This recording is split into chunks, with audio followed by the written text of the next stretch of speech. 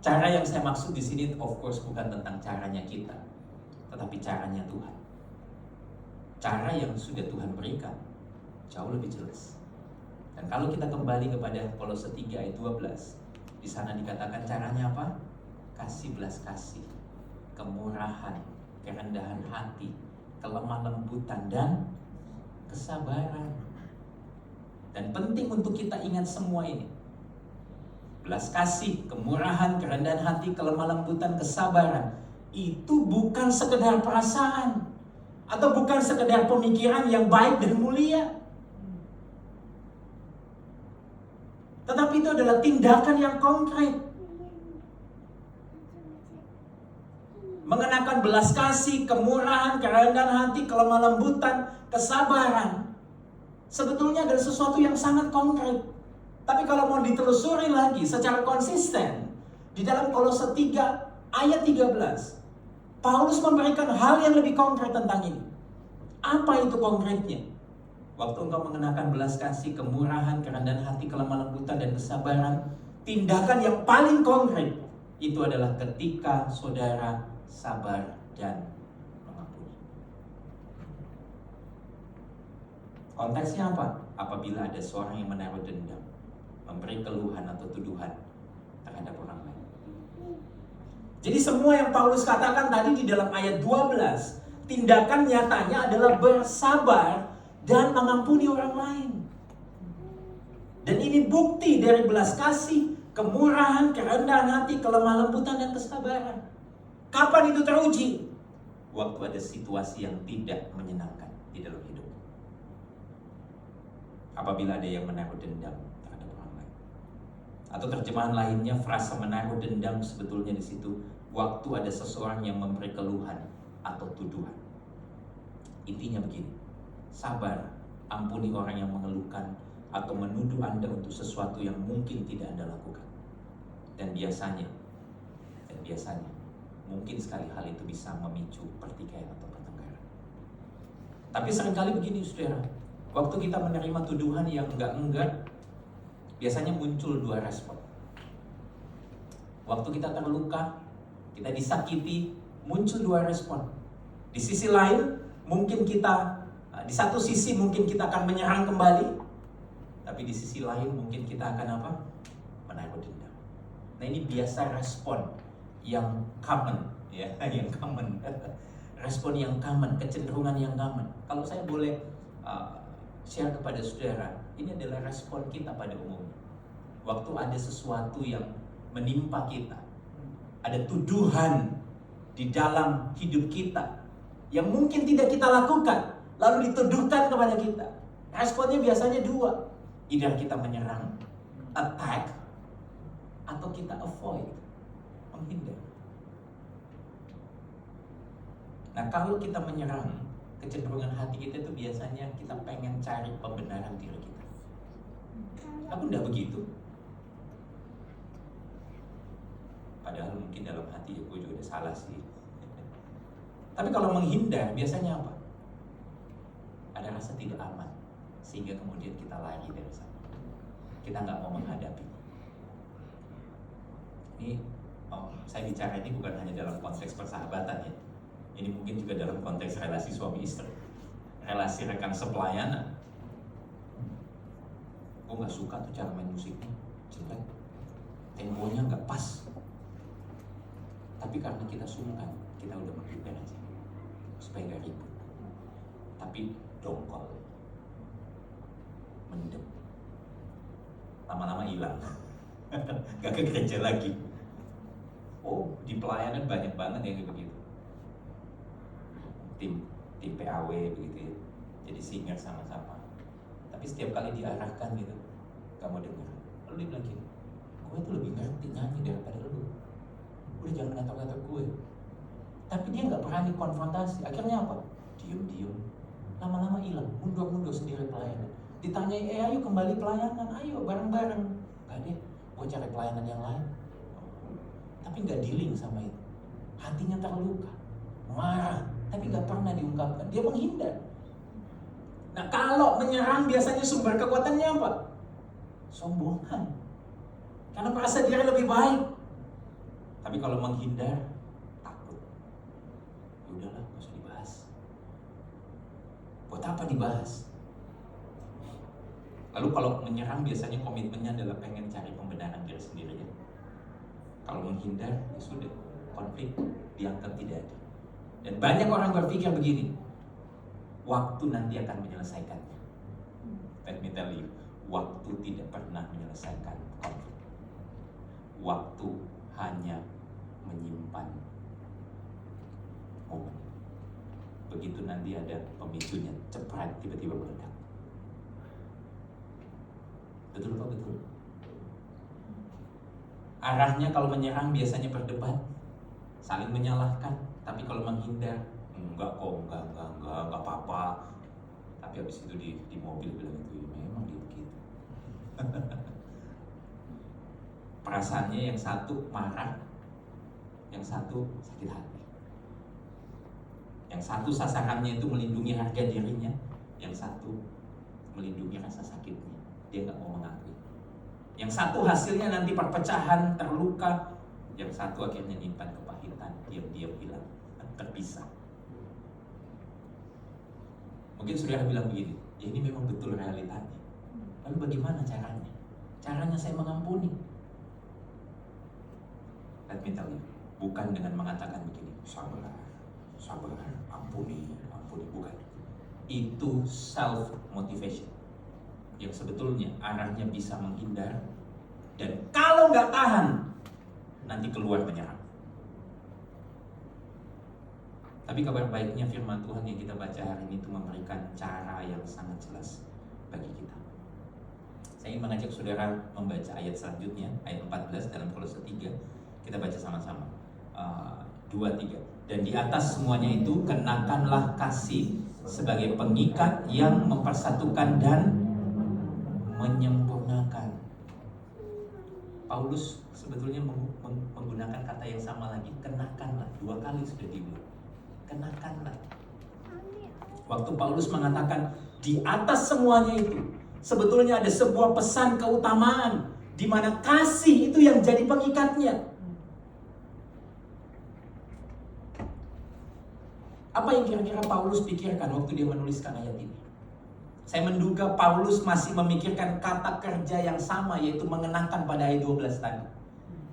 Kalau saya bisa ibaratkan, saudara, tadi saya katakan zaman dulu kalau orang pakai baju itu biasanya minimal 2 lapis. Lapisan dalam dan lapisan luar. Nah, waktu Paulus bilang dan di atas semuanya itu, Paulus pengen bilang, kasih itu adalah jubah yang paling luar, yang harusnya paling menonjol, yang paling kelihatan. Jadi kasih itu bukan hanya salah satu sifat yang ada di antara sifat yang baik dalam ayat 12-13 tadi, melainkan sifat yang terutama. Sehingga kalau seseorang tidak punya kasih, akan sangat sulit untuk mengembangkan sifat-sifat yang lain di dalam ayat 12 dan 13. Tidak heran sebetulnya Paulus satu kali berbicara kepada jemaat di Korintus tentang karunia-karunia di dalam 1 Korintus 12 dan 1 Korintus 14. Paulus banyak sekali bicara karunia di sana.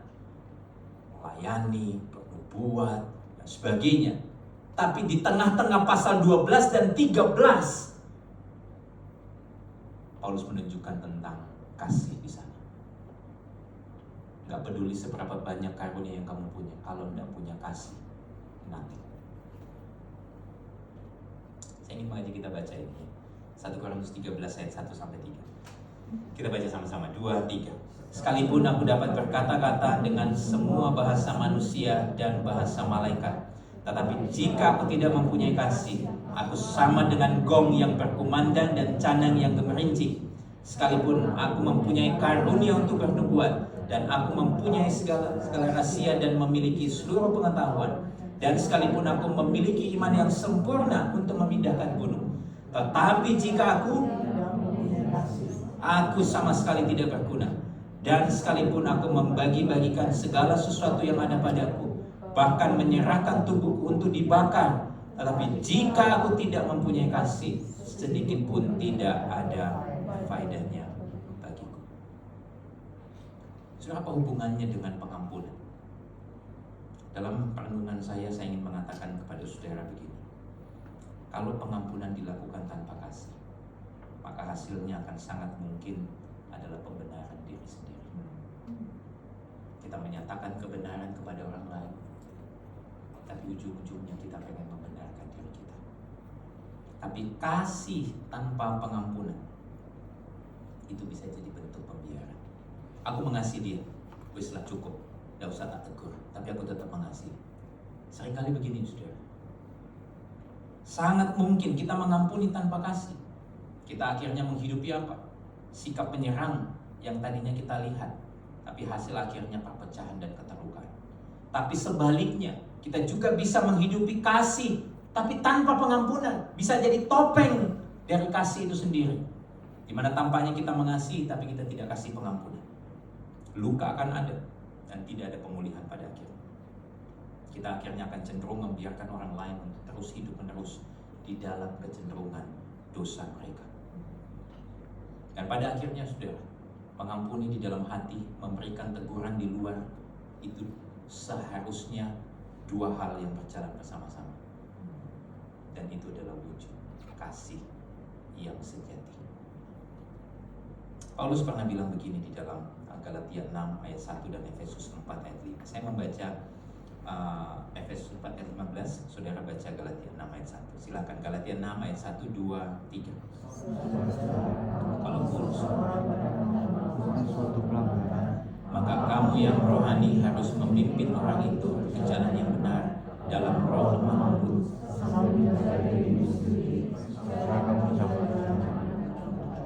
Efesus 4 ayat 15, tetapi dengan teguh berpegang kepada kebenaran di dalam kasih, kita bertumbuh di dalam segala hal ke arah Dia, Kristus yang adalah kepala. Dua ayat ini menekankan tentang apa? Kasih. Caranya mengampuni itu bukan dengan bilang begini, sabar, ya wis tak ampuni, tapi perlu dinyatakan dengan kasih. Dan waktu kita menyatakan dengan kasih, ada kebenaran yang perlu disampaikan di sana. Tapi pada saat yang sama, caranya bukan dengan menyerang, tapi dengan lemah lembut, dengan sabar, dengan rendah hati. Kalau saya khotbah berhenti di sini, saudara pulang dengan frustrasi, pasti saudara bilang begini, sulit ya. Jadi orang Kristen itu gak mudah ya. Disuruh mengatakan kebenaran, nanti sakit hati juga. Tapi di saat yang sama, saya disuruh rendah hati, suruh sabar, sulit. Saya pernah coba pastor, tapi gak mudah. Kadang ya bisa diterima, oke, tak terima masukan, tapi habis itu enggak. Kadang disalahpahami, kok ini masa gak kenal aku sih? Aku ya begini dari dulu. Akhirnya apa? Relasi jadi dingin. Dan kalau boleh jujur saudara, waktu kita menghadapi seperti itu, hal-hal yang seperti itu, kasih kita juga lama-lama bisa jadi dingin. Kita malas lagi mengatakan kebenaran. Ya wes lah, terserah lah. Aku datang, nyanyi, terus tak pulang habis itu. Gak usah lagi ngobrol-ngobrol. Cuap ya. Dan disinilah kita masuk kepada poin yang ketiga, saudara. Saya nggak pengen membiarkan kita dalam kefrustrasian. Kita akan bicara tentang karakter. Nah, kalau kita baca tadi ayat 14, di sana dikatakan, di atas semuanya itu kenakanlah kasih sebagai pengikat yang mempersatukan dan menyempurnakan. So di dalam bahasa aslinya, itu ada dalam bahasa Yunani sebetulnya secara literal harusnya dikatakan sebagai pengikat kesempurnaan. Apa maksudnya pengikat kesempurnaan?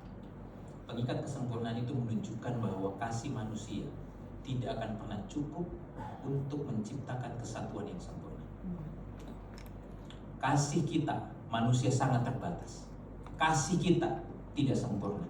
Kasih kita itu bergantung pada kondisi, perasaan, bahkan keadaan kita di sekeliling kita. Seringkali kasih kita bergantung mood kita, bukan?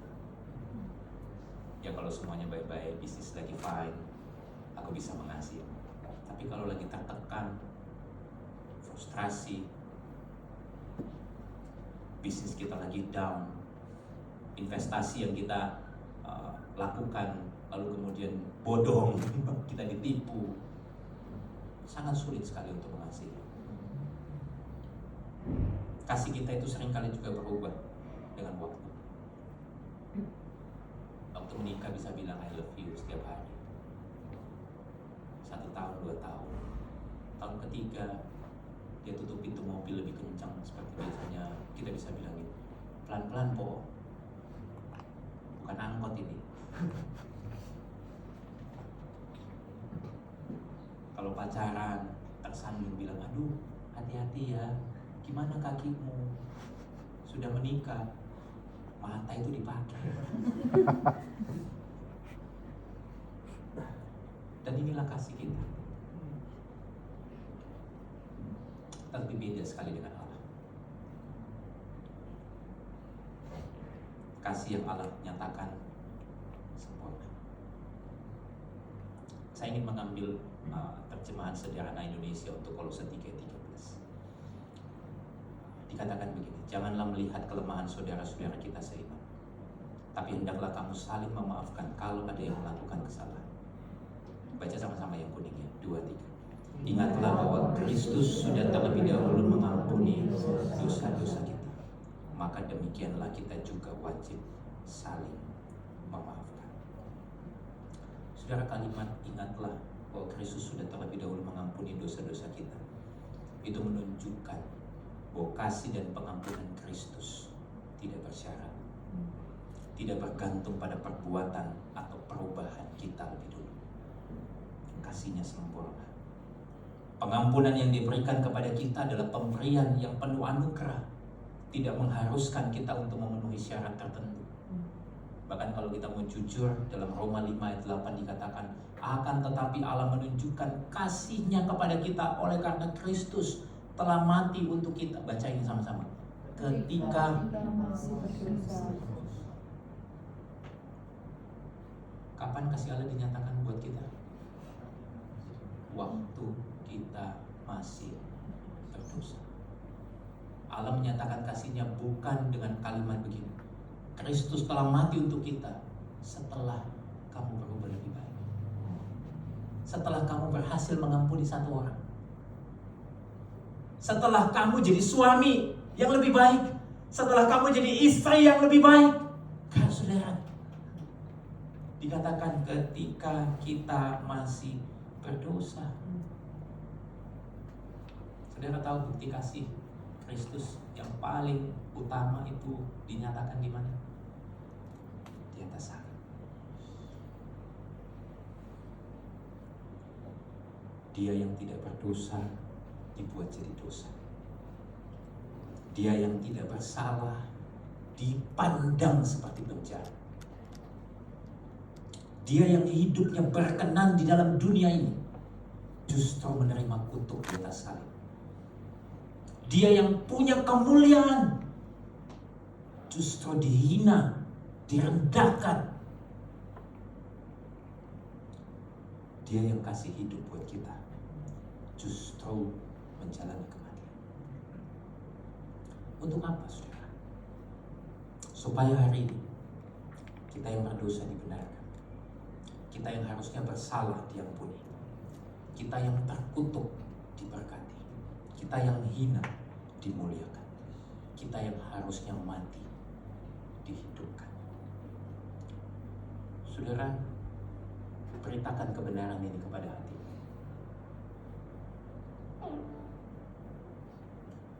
Kasih tahu hatimu, aku ini orang yang berdosa, tapi hari ini aku dibenarkan. Aku ini yang bersalah, tapi aku diampuni. Aku yang harusnya dikutuk, tapi hari ini menerima berkat Tuhan. Aku yang debu tanah yang hina ini, tapi hari ini akan menerima kemuliaan. Dan tahukah saudara, di dalam teologi ini yang disebut sebagai substitusi, pertukaran. Dan ada seorang teolog yang bernama John Calvin mengatakan kalimat ini. Ketika dia, anak Allah, menjadi manusia, dia menjadikan kita sebagai anak-anak Allah. Ketika dia datang ke dalam dunia, dia telah mempersiapkan kenaikan kita ke surga. Setelah menerima kematian kita, dia telah menganugerahkan kepada kita keabadiannya. Setelah menanggung kelemahan kita, Dia telah membuat kita kuat di dalam kekuatan-Nya. Setelah tunduk pada kemiskinan kita, Dia telah memindahkan kepada kita kekayaan-Nya. Setelah memikul beban ketidakbenaran yang menindih kita, Dia telah membalut kita dengan kebenaran-Nya. Dan inilah kabar baik Injil bagi kita. Lalu apa hubungannya dengan pengampunan? Di dalam bukunya Forgive, Timotius pernah mengatakan begini: mengampuni itu adalah bentuk penderitaan yang dilakukan dengan sukarela. Dengan mengampuni daripada menuntut pembalasan, Anda memilih untuk menanggung akibatnya. Dan ini yang Kristus lakukan buat kita. Dia tidak mendatangkan murkanya bagi kita yang harusnya dimurkai, tapi justru Dia tanggung murka Allah di atas salib, ganti kita. Hari ini, waktu saudara melihat orang yang bersalah kepada saudara, saudara bisa mengampuni, karena saudara tahu kita adalah orang-orang berdosa juga yang sudah terima pengampunan Allah. Jangan saya berkata kepada saudara kalimat ini: tidak pernah ada pengampunan tanpa penderitaan. Apa yang Yesus lakukan, Dia menderita di atas kayu salib untuk mengampuni saya dan saudara. Hari ini kalau saudara bergumul dengan pengampunan, let me tell you, tidak ada pengampunan tanpa penderitaan. Kita mungkin struggle, kita mungkin bergejolak di dalam hati, kita marah. Kenapa Tuhan? Tapi alih-alih kita membalas, kita menanggung itu. Tapi tahukah saudara, apa yang saudara tanggung tidak bisa dibandingkan dengan apa yang Yesus tanggung di atas salib. Dia menanggung murka Allah yang harusnya kita terima. Dan ini kebenaran yang membebaskan kita. Inilah substitusi yang Allah lakukan buat kita. Sehingga hari ini kalau kita melihatnya dengan lensa Injil, kita gak lihat lagi dengan cara menyerang atau menghindar, tapi kita punya lensa yang baru. Kita tahu kita gak lebih benar dari orang lain, sehingga kita bisa bertobat terlebih dahulu, dan kita bisa memberi pengampunan. Kekuatannya bukan lagi pada diri kita, tapi pada karya salib Yesus dan pertolongan Roh Kudus. Komitmen kita bukan lagi membenarkan diri atau menghindari konflik, tapi kita mau menghadapinya dengan kasih dan kebenaran. Arahnya bukan lagi berdebat, menyangkali, tapi kita belajar memahami dan menerima. Perasaannya bukan lagi marah atau sakit hati, tapi ada peace-nya Tuhan, shalom-nya Tuhan. Sasarannya bukan lagi melindungi harga diri kita atau menghindari rasa sakit, tapi untuk kemuliaan Tuhan dan kebaikan umat Tuhan bersama. Hasilnya apa saudara? Bukan terluka, bukan perpecahan, bukan kepahitan, keterpisahan, tapi ada sebuah rekonsiliasi. Wow, ini kabar baik buat kita. Hari ini kita tidak terjebak di dalam dua cara dunia, menghindar atau menyerang, tapi kita punya kekuatan yang baru di dalam Kristus.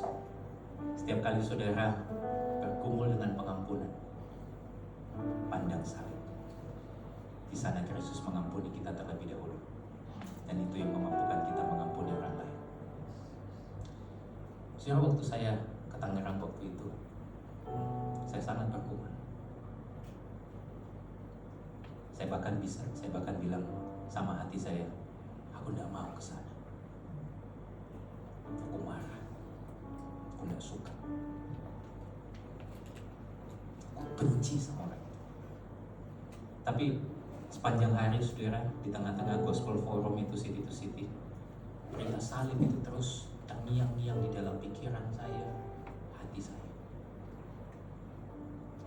Seolah-olah Roh Kudus itu bicara sama saya, bilang begini, nah, kamu juga gak lebih benar.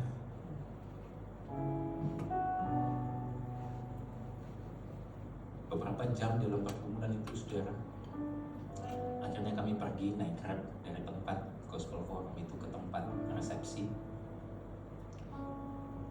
Sebenarnya saya agak ogah-ogahan, jujur. Saya masih nunggu di lobi, bilang nantilah, tunggu agak sepi dikit. Undangannya jam 7, saya mungkin nyampe di sana hampir 8:30. Dan begitu saya naik saudara, saya masuk ke ruangan, saya melihat orang itu lagi foto di depan. Pengen bilang sama istri saya, kita pulang aja yuk.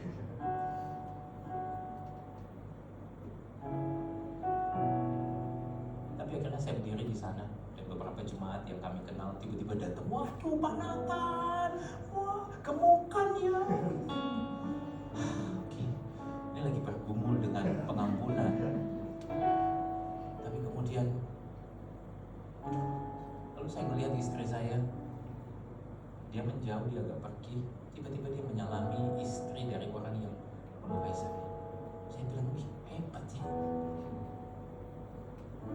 Tapi hari itu saudara, entah bagaimana di dalam momen itu, saya melangkahkan kaki lalu saya datangin istrinya. Saya bilang, halo Bu, apa kabar? Lalu tiba-tiba anaknya datang, halo Uncle. Anak ini tahu sebetulnya 2 tahun lalu saya pernah blok IG-nya. Dia datang sapa saya.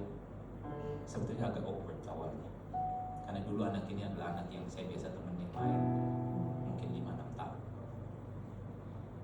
Lalu dia bilang, saya mau menikah nanti tanggal 8 bulan 8 tahun ini. Oh, berita yang baik ya, thank you ya sudah kasih tahu Uncle. Lalu saya mengalihkan pandangan saya kepada suami daripada papa daripada anak ini, dan suami dari istri yang disalami tadi. Saya cari kok nggak ada orangnya ya. Sebenarnya dalam hati pengen bilang puji Tuhan. Tapi saudara, hari itu perasaan saya lain. Mungkin saya nggak ketemu sama orangnya, tapi saya tahu dia tahu bahwa saya ada. Dia juga mungkin sedang menghindar dari saya. Tapi di momen itu kemudian saya nggak lagi bilang begini, orang ini memang salah sama saya. Hari itu saya tahu bahwa saya pun tidak lebih benar. Saya udah bilang sama istri saya, kalau saya ketemu nanti saya pasti peluk. Sudah nggak ada lagi tapinya, sudah stop di sana. Kalau saya ketemu, saya akan salami dan saya peluk. Dan mungkin saya akan bilang sorry. Gampang kan? 2 years saya bergumul. Saya blok semua nomornya. Media sosialnya nggak boleh lihat punya saya. Pernah ada seorang jemaat bilang sama saya begini, Pak, kamu blok ya nomornya. Tahu ternyata jemaat ini.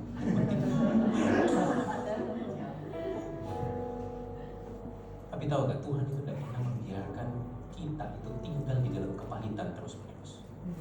Dia pakai orang-orang yang mungkin tidak terduga dalam hidup saudara untuk mengingatkan saudara.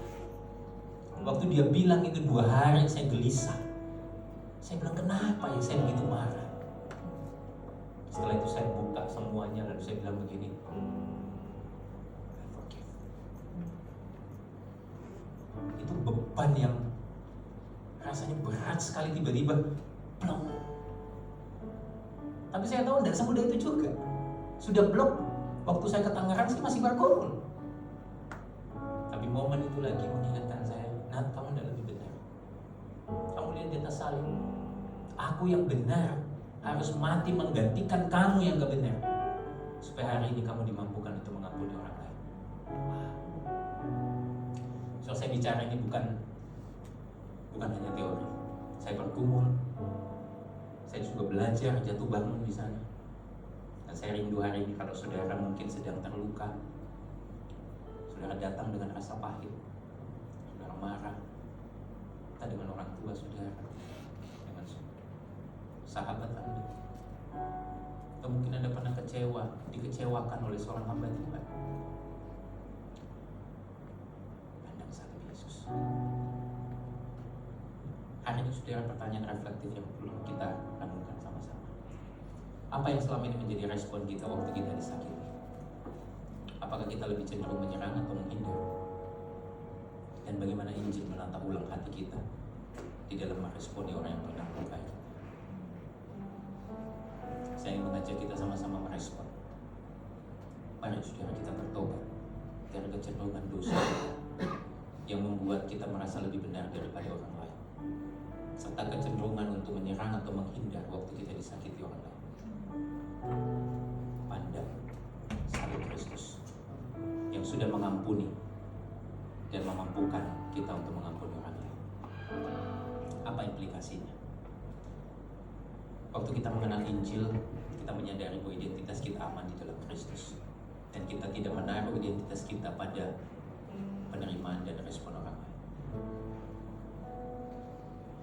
Waktu kita mengampuni orang lain, kita nggak menunggu responnya berubah lebih baik dulu baru kita ampuni. Nggak, sudah. Kita tahu bahwa itu sudah cukup. Responnya tidak lagi mempengaruhi identitas kita. Kalau kita sudah mengenal Injil, kita juga akan mudah bertobat, dan kita bisa menunjukkan perubahan hidup karena hidup dalam kesadaran akan kasih karunia Tuhan yang bekerja di dalam diri kita. Kalau kita sudah kenal Injil, kita juga dimampukan untuk setia mengatakan kebenaran, dan pada saat yang sama dimampukan untuk menunjukkan kasih pada orang lain, sekalipun mungkin kita pernah terluka atau disakiti. Kalau kita mengenal Injil, kita sudah menerima Injil, biarlah kita mau pandang kepada karya salib Kristus dan bersandar senantiasa pada pertolongan Roh Kudus yang sudah mengampuni kita. Biarlah ini menjadi perenungan kita bersama hari ini.